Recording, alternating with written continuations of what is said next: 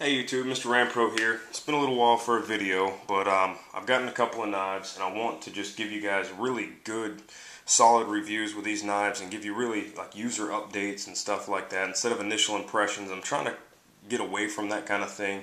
The initial impressions are great, but there's tons of videos out there showing what the knives look like and showing how they feel in the hand and stuff like that. But I want to give you guys, honest, usable information. When you're buying a knife, you know how it's going to feel in your pocket a year from now and stuff like that. So this here is an attempt at that, so bear with me and hopefully you'll get some info out of the along the way. This here is the box you will get if you order a DPX gear HEST 2 folder. The HEST 2 folder is an upgrade of the original HEST folder. It stands for Hostile Environment Survival Tool, which is a pretty cool name. A lot of people say it's kind of a cliche, kind of just a marketing gimmick, just kind of get you in there to use the blades and, oh yeah, this is tactical and cool and new and you need this to live in the desert and all that kind of thing. But in all honesty, there's a lot of great tools on this knife here, and there's a lot of good features along with it. So I just wanted to show you guys that side of it and just let you know what I think about it. So that being said, this is the box that you get. I thought it was pretty cool packaging. Packaging doesn't go all the way with me. It's not what sells me on the knife, obviously. But I think it's something extra. I think that, if you're going to take the time and represent your product well by the box that you put it in, then hey, that's fine with me. And I think that that's good on the company. I mean, that's part of marketing also. So I thought this here was a pretty cool little idea. I also have the book. It is in the other room by, if you want to hang on for a second, skip forward about 5 seconds.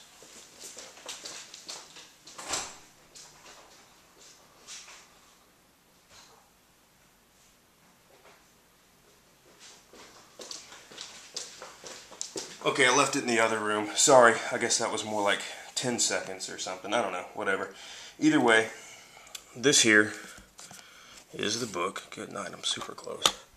This here is the book by Robert Young Pelton, The World's Most Dangerous Places, and a lot of his ideas, from his experiences and stuff like that in this book are kind of what I guess drew him to design this knife. It doesn't talk about the knife in the book that I've seen so far. Honestly, it's a huge freaking book. I haven't read that much of it. It's more like a travel guide for people that are off the beaten path, for journalists, and it tells you that in here. It's more of like an informational book for weird places in Africa that you would never go. You know what I mean? I don't know how relevant it is. Maybe if you're a world traveler, it is relevant. Let me see his logo here, the same one that's on the box. Honestly, it seems, hopefully, to be a good read. There's a lot of maps and information. I don't know why the heck I got the camera so darn close, but there's a lot of this kind of stuff. If you were traveling through Europe or Chile or something, hey, I guess read it beforehand. But hopefully the information out of there, I don't know, I guess in his travels he decided to come up with this blade. So enough of me rambling about the book and everything. That's the box you get. Pretty cool. And this here is the HEST 2 folder. That's a pretty stout knife. It's a folding knife, but I tell you, it represents a fixed blade extremely well.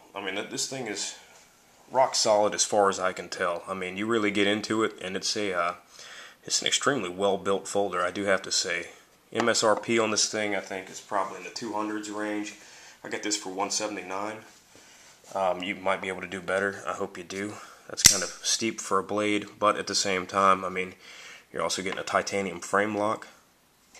It does have the roto-lock on it too, where you can spin it, not allowing you to disengage the lock. And I looked at how this thing works. You can't really see it on the video. I don't have zoom capability on this little flip camera. If I do, then mention it in the comments and tell me how to use it. But the actual locking feature is nothing more. It's fixed here on this side, and it's nothing more than just a little stop that rotates under this bar, keeping you from depressing it. So you do that, now you can depress the lock.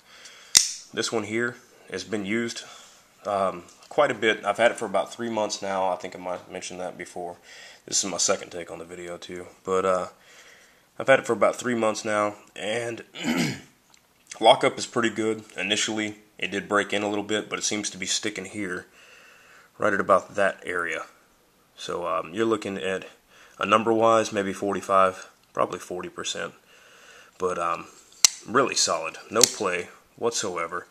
This sucker is a tank. If you look at that blade thickness, just for comparison, this is a SOG, what's that, the Flash 2? Yeah, the Flash 2, the bigger one. Your blade stock on there is almost double. It's a big stout blade, and it's a little fat squatty blade. You know, I mean, you don't have the thin narrow length on it. That'll just give you a little bit of a comparison. I'll throw the paramilitary up there also, just to kind of show you what you might be working with. But you're getting close with the para as far as that goes. You just got a little bit more thickness on it. In all honesty, in my experience as a slicer, these thicker blades that are coming out all over the place now, they suck for slicing. I mean, they're just, I don't know if maybe these are obviously designed to be able to handle anything that you can take into the woods and take care of, maybe using it to pound through sticks and all this other crap. But as an EDC blade, I don't live in the jungle right now, so that's primarily how I use it, opening boxes and doing that kind of thing. And I don't use folders out in the woods anyways, so just too much to fail. But that being said, if I did have to have a folder in the woods, this would probably be it, just because of the simple fact that it locks up fairly sturdy with that lock.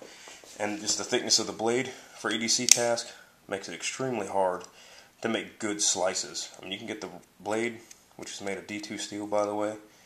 You can get it razor sharp. I mean, well, I don't want to say razor. I can get it fairly sharp. And that's what I'm trying to express to you guys, you know, with this new information, maybe trying to do my reviews this way. To me, it sharpens okay. It seems kind of hard to sharpen, to be honest with you. I don't know if that's the thickness of the blade stock or not. I'm not an expert sharpener. I don't really care to be. I know that I can get my VG10 razor blade sharp. I can get my Case CV steel razor blade sharp. I haven't been able to get that yet. You know, I can't get that. I don't know that. Possibly like on your Delicas and stuff like that, you have such a thin blade that no doubt that blade stock takes into account and helps you make your slices, you know. But for the most part, I can't get that razor edge on it, so I don't know if it's me or not. It is a tool steel. I would imagine a little bit harder, so you're probably getting, I don't know the Rockwell hardness on it, but you're probably getting closer towards the 1095s and the, you know, the higher carbon steels and stuff like that. I mean, I'm not a steel expert, but you get what you get. For the most part, it's an extremely good folder, and we're going to go to a part 2.